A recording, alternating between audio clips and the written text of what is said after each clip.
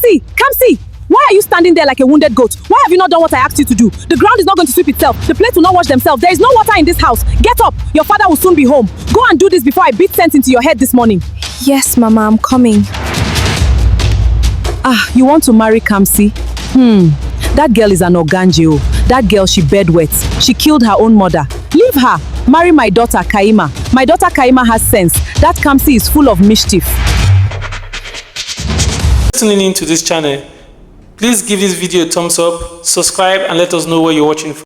Let me tell you a story. Not one of those once upon a time stories that will bore you to sleep. No. This one has drama. It has sabotage.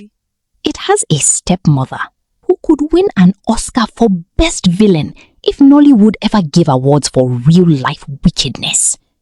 Sit down. Take your Coke or your Zobo. Let us begin. In the village of Amaudo, where gossip traveled faster than 5G network and everybody knew everybody's business better than they knew their own name, there lived a girl called Kamsi. Kamsi was not just beautiful.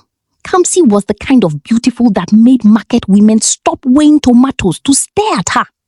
Her skin was the color of roasted groundnut, smooth like the inside of a coconut.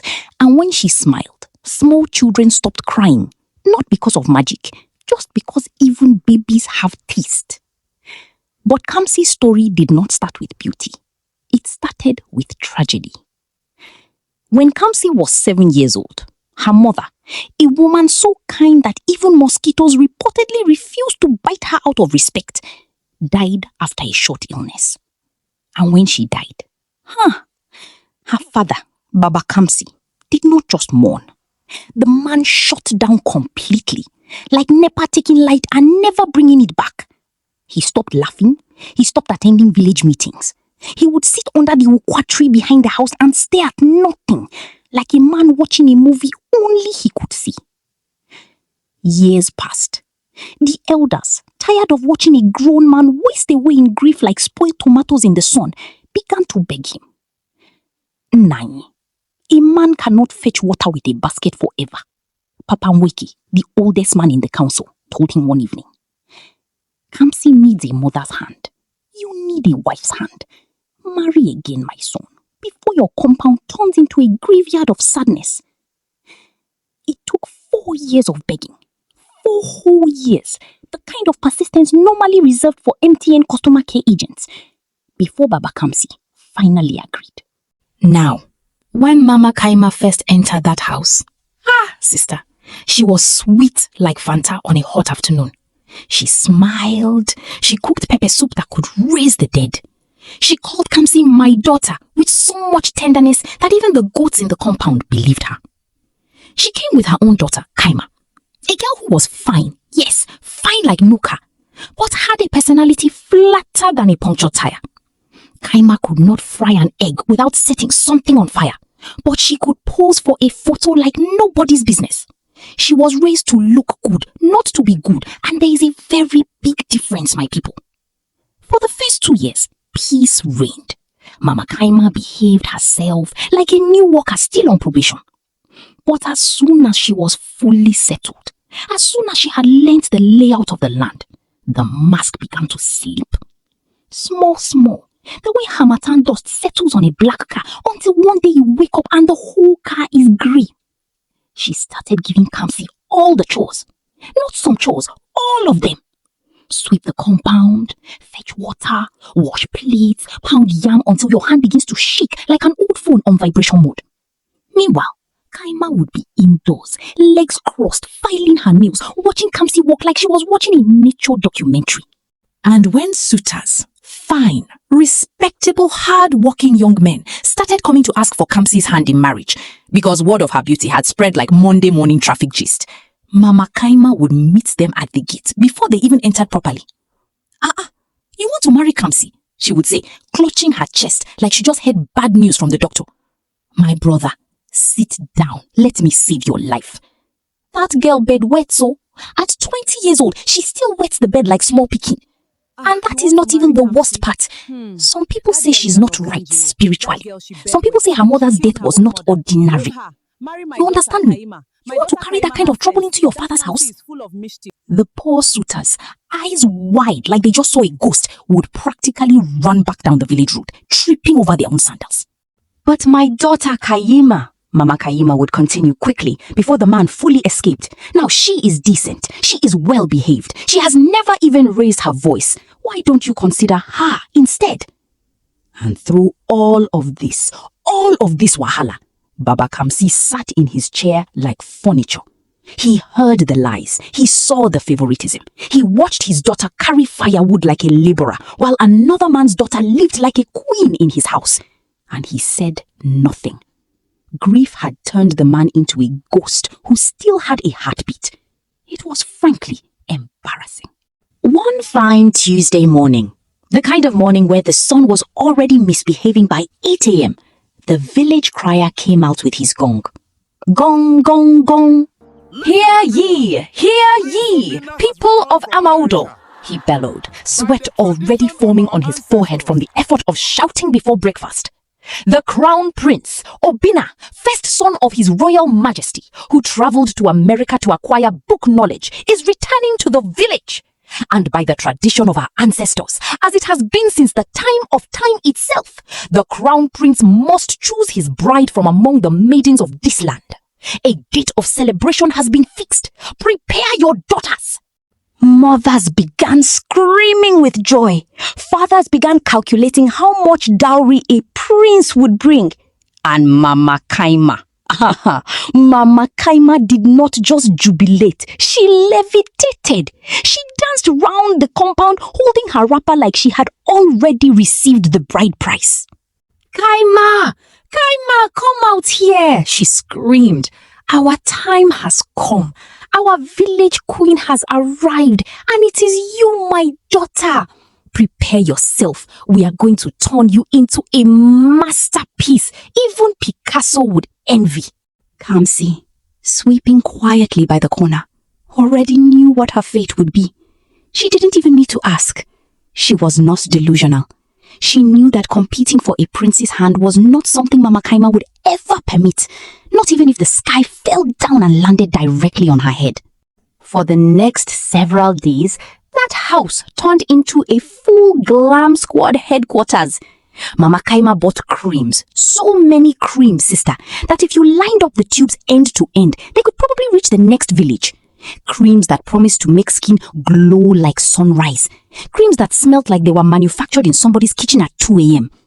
They rubbed so much cream on Kaima that when she stood in the sun, her skin practically sizzled. I'm telling you, if you cracked an egg on her arm, it would have fried nicely, ready to eat with bread. Mama Kaima personally handled the training. Bend small, like this. No, not like that. You want to break your back. Like this. Smile, show your teeth, not all 32, just enough to make him curious. Now shake your waist, small, don't do too much. We are not at a nightclub. This, she said proudly, hands on her hips, demonstrating a wobble that nearly knocked over a stool, is how I caught your father. May God rest that useless man's memory in whatever village he ran off to. Kamsi watched all this from a distance, water pot balanced on her head, heart heavy like a sack of cement. Some nights, alone in her small room, she would cry quietly into her wrapper, whispering to a mother who could no longer answer. Mama, if you were here, she would murmur, you would have bought me something nice too. You would have taught me how to smile at him. Instead, I am here, doing chores while another woman's daughter is being groomed to marry a prince I will probably never even see. But grief does not pay dowry, and self-pity does not fetch water. So every morning, Kamsi rose before the cock even remembered to crow and continued her life, sweeping, fetching, suffering in silence, hoping quietly, foolishly, beautifully, that maybe, just maybe, something good was coming. One afternoon, Mama Kaima sent Kamsi to fetch water. Because apparently, Kaima's skin required special river water, not the regular water that had served the whole village since creation. On her way to the stream, Kamsi saw an old woman sitting by a large tree, a heavy bundle of firewood resting beside her, her back bent like a question mark. "Mama, are you all right?" Kamsi asked, immediately setting down her own pot. "My daughter," the old woman sighed, wiping her brow. "This load is heavy, and my body is not what it used to be. I have nobody to help me carry it home." Without a second thought, and this is important because it tells you everything about who Kamsi really was, she lifted the heavy bundle onto her own head and carried it all the way to the old woman's compound, chatting with her the whole way, laughing at her jokes, even sweeping her small hut afterwards because since I'm already here, Mama, let me just help small. The old woman watched her with eyes that seemed to know more than an ordinary grandmother should know. "You are a good child," she said softly. "I hear there is a celebration coming. Will you be competing for the prince's hand?" Kamsi laughed, but it was the kind of laugh that has sadness hiding behind it, like sugar hiding bitterness in bad medicine. "Me, Mama? No, my mother has passed. My stepmother will never allow it. And honestly," she added, looking down at her worn wrapper, "even if I wanted to sneak and go, look at me. I have nothing fine to wear. Nobody will give a servant girl a second look." The old woman smiled, a strange, knowing smile, and disappeared into her hut. When she returned, she was holding a wrapper so beautiful. It looked like it had been woven by angels who moonlighted as fashion designers. The beads that came with it sparkled like they were arguing with the sun over who should shine brighter. "Take this," the old woman said, placing it in Kamsi's hands. "Kindness always finds its reward, my daughter. Always." Kamsi thanked her over and over, nearly in tears, and rushed off, first to finish fetching the water she was originally sent for, because chores don't pause for miracles, and then home, clutching her new treasure like it was made of pure gold. The moment Kamsi walked in, and in her excitement made the terrible mistake of showing the wrapper to Mama Kaima, you could see the woman's soul leave her body and return as something darker. Her eyes did a slow scan of the fabric. She had never seen material like this in Amodo Market or even in the neighboring 3 villages combined. It practically glowed. The beads looked like they cost more than the entire bride price Mama Kaima once received. "An old woman gave you this?" she asked, voice dangerously calm, the calm before a Lagos thunderstorm. "Yes, Mama," she said. "Go and drop it inside. Go and start dinner. Your father will soon be back." Kamsi obeyed, humming happily, completely unaware that she had just handed a loaded weapon to her own enemy. That night, after the whole house had gone silent and Kamsi had fallen into the deep, satisfied sleep of someone who had for once dared to hope, Mama Kaima crept into her room like a thief in a Nollywood suspense film, background music and all. She took the wrapper. She took the beads and she hid them somewhere so secret, so cleverly disguised that even Sherlock Holmes would have needed 3 seasons and a spin-off to find it. The next morning, Kamsi's scream echoed through the compound like she had seen a snake in her soup. "My wrapper! My wrapper is gone! Somebody has stolen my wrapper!" Mama Kaima appeared, face arranged into the most convincing expression of shock this side of the equator. Ha! Thief for this compound? Where did you keep it, foolish girl? How could you be so careless? She clicked her tongue, shaking her head with theatrical disappointment. You know what this means, don't you? It means your luck is simply not there. It is not written for you to go to that celebration. Your sister is already preparing. Instead of you crying here like someone who lost her inheritance, why don't you support her? Hey, why this jealousy? This wicked, jealous spirit in you. It is not good, Kamsi. Not good at all. The audacity, the sheer world-class Olympic gold medal audacity of that woman. The day finally arrived. The whole village had emptied out like someone announced free rice at the palace. Mothers marched their daughters to the square, dressed in their finest, hair styled, faces powdered, waists warmed up like professional dancers before a competition. Mama Kaima and Kaima left in their best outfits, Kaima's skin still glistening from 3 consecutive layers of special cream, looking less like a bride candidate and more like a roasted plantain seller's proudest achievement. Before leaving, Mama Kaima turned to Kamsi with final instructions, delivered with the seriousness of a general sending troops to war. Clean this whole house. Fill every single drum with water. Everyone, you hear me? Don't let me come back and meet even one empty pot. And please, for the love of your ancestors, don't disgrace this family by trying to follow us looking like that. Stay here. Support your sister quietly. Your own time will come. Someday. Maybe.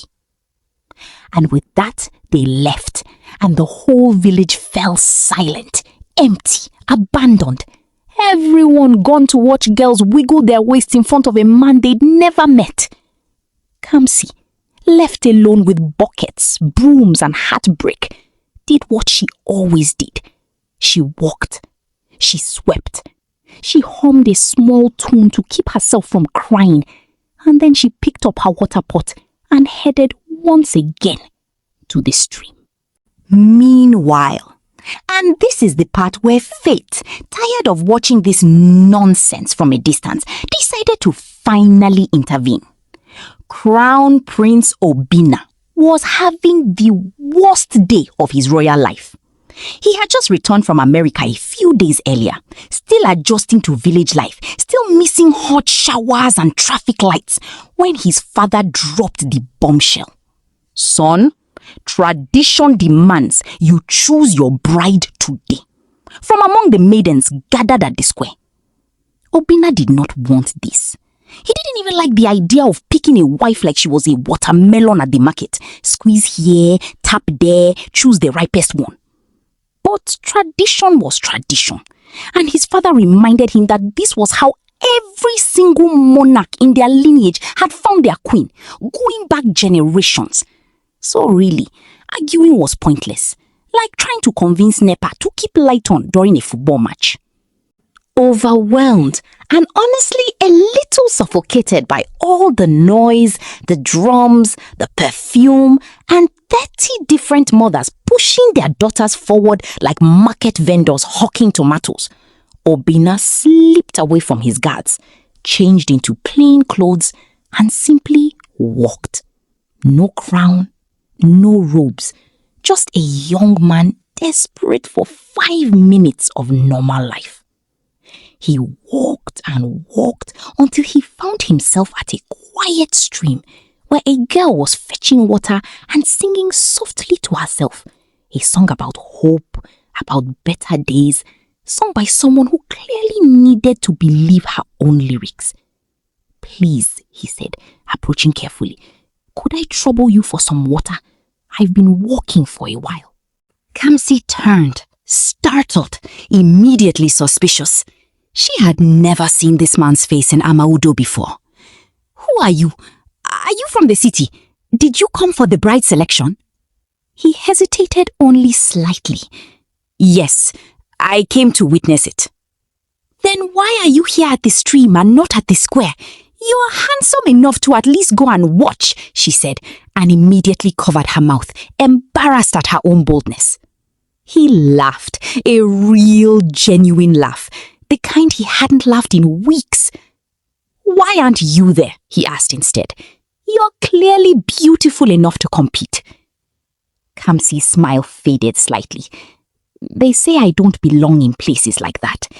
They say things about me, that I'm cursed, that I carry bad water spirit, that sort of nonsense." "Who says that?"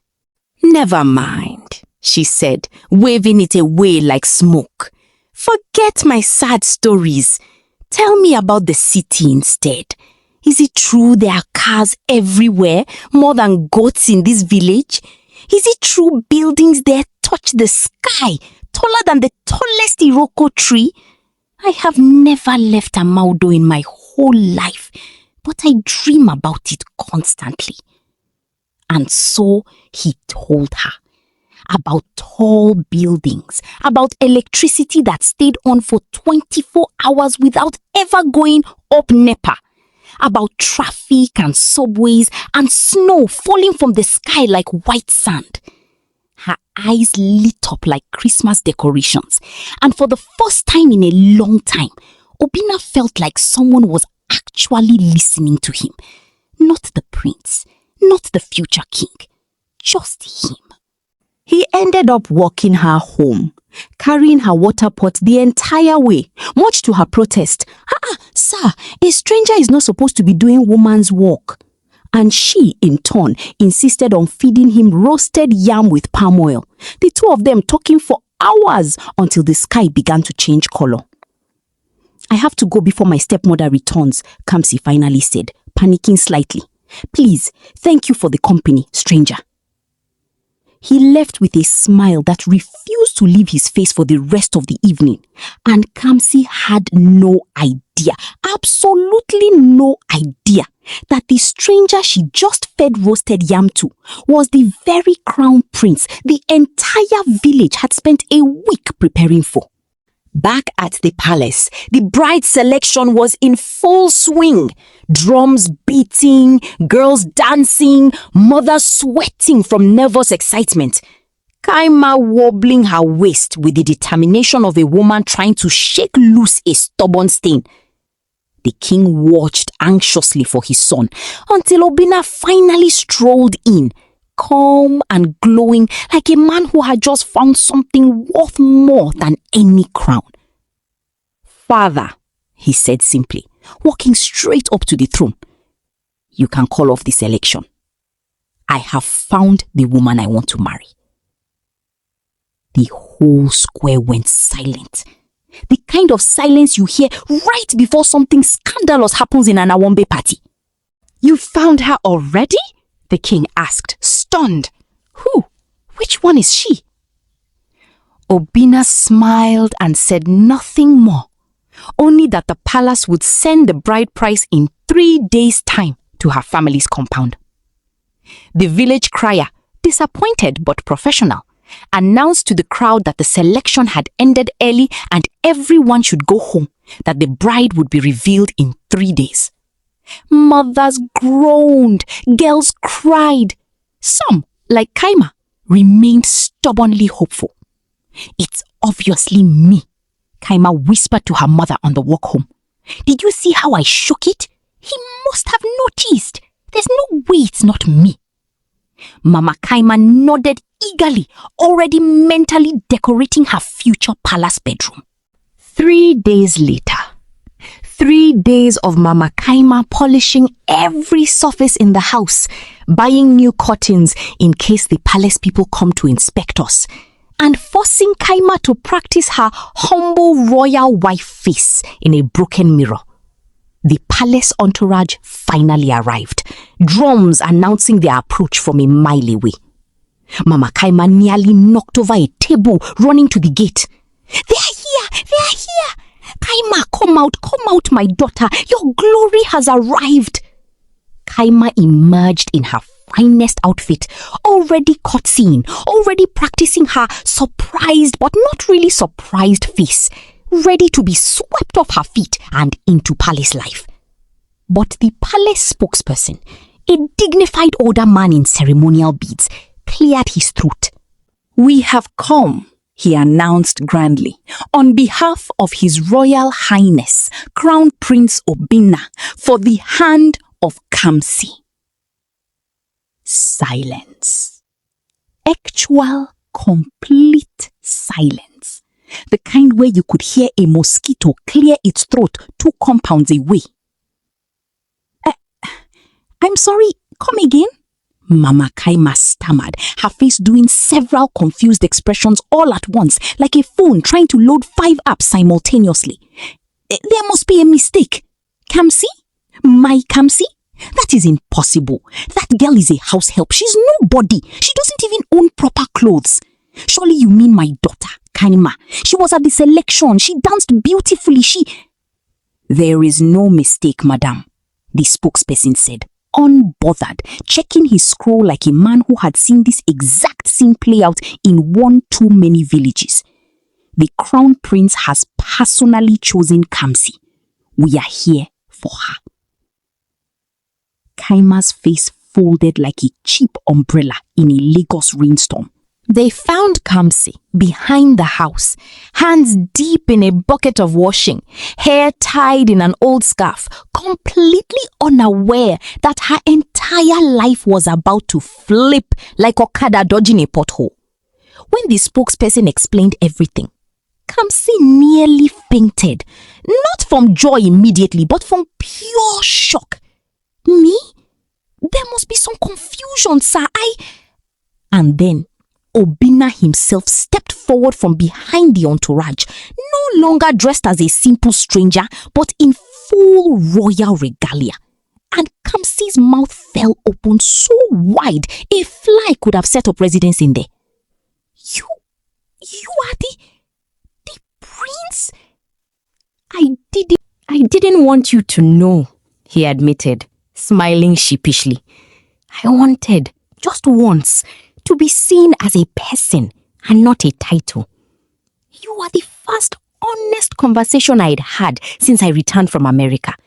You didn't pretend, you didn't perform, you didn't shake anything at me trying to impress me," he added. And somewhere in the background, Kaima made a strangled noise like a goat stepping on a nail. "You are just you. Kind, funny, real. And that is exactly the kind of woman I want ruling beside me." Kamsi cried. Real tears this time. Not the sad kind she was used to, but the kind that comes when years of suffering suddenly, finally, make sense. The wedding, my people, was legendary. It was talked about in Amaudo for generations.